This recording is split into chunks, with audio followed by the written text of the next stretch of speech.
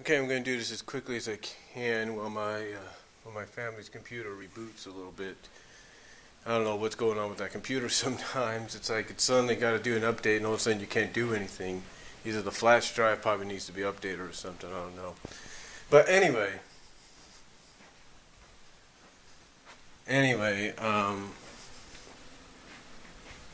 I thought I'd kind of reiterate what I said a few weeks ago.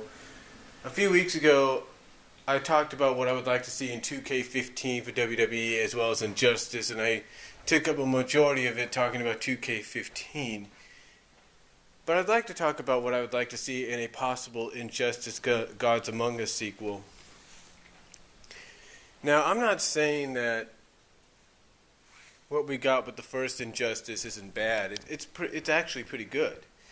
I mean, the list of characters and all that, and then when you buy the Ultimate Edition, it really is. You can really see that.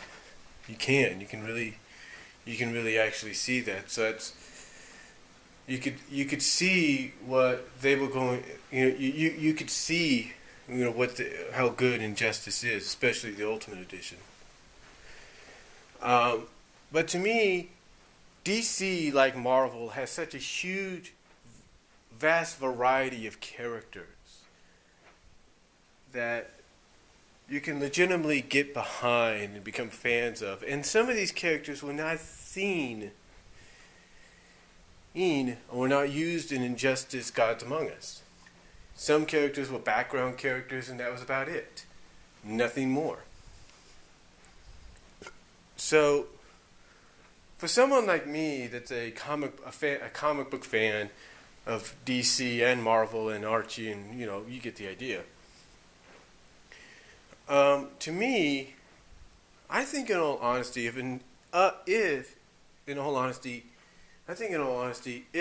Injustice sequel is made, and I'm sure NetherRealms, who is rumored to be working on another Mortal Kombat 10, is no doubt probably going to be thinking of working on another Injustice as well. But my thought is they got such, like I say, a vast variety of DC characters to work with that there's going to be no doubt they got to do a sequel. And the way the first game ended, from a story perspective, which is probably one of the better story modes and stories you're going to get in a video game in recent years, especially comic book ones.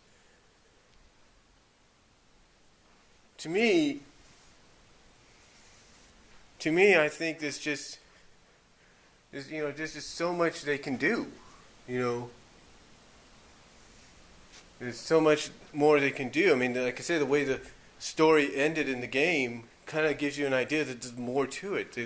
We're going to see more of these altered universe, these other altered dimensions, anti-versions of Superman and Wonder Woman and all that. That we're going to see them again. And that there's, again, so much more you can do with it. So much more you could do with it. And there's so many characters as well.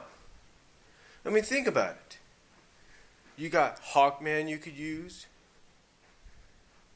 He's one DC character that wasn't used in there.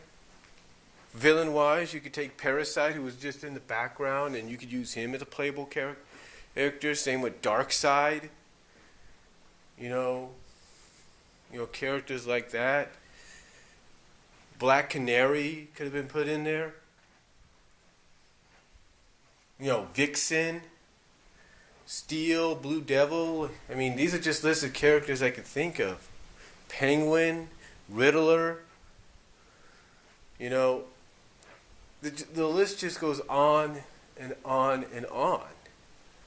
A vast variety. Poison Ivy, if you will. You got Poison Ivy. Who else? Hard Drive, I think her name is. Hard Drive from Batman. Supergirl. The Question.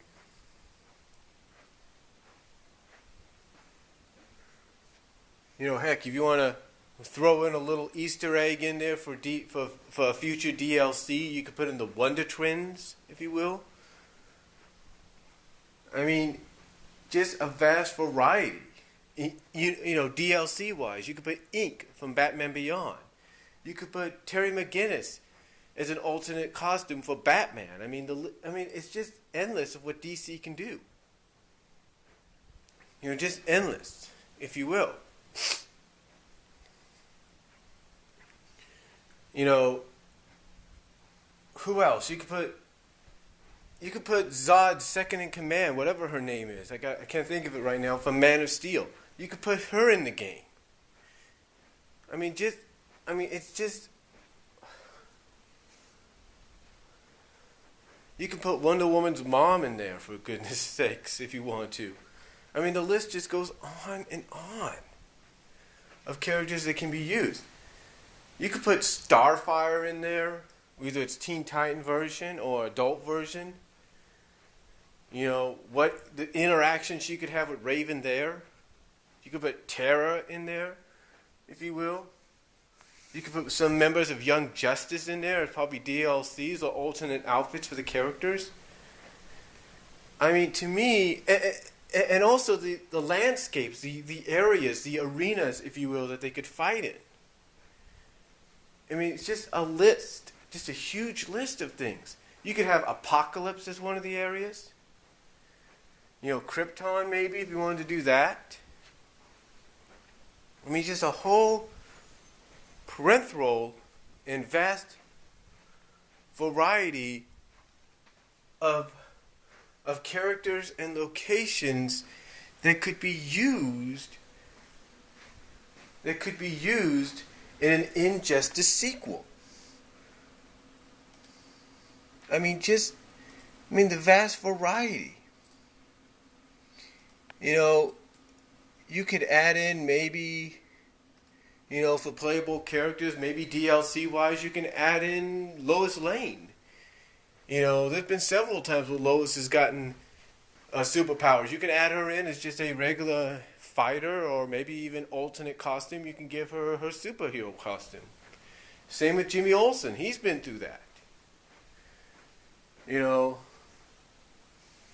what is that one guy? Dr. Fate or whatever his name is, right?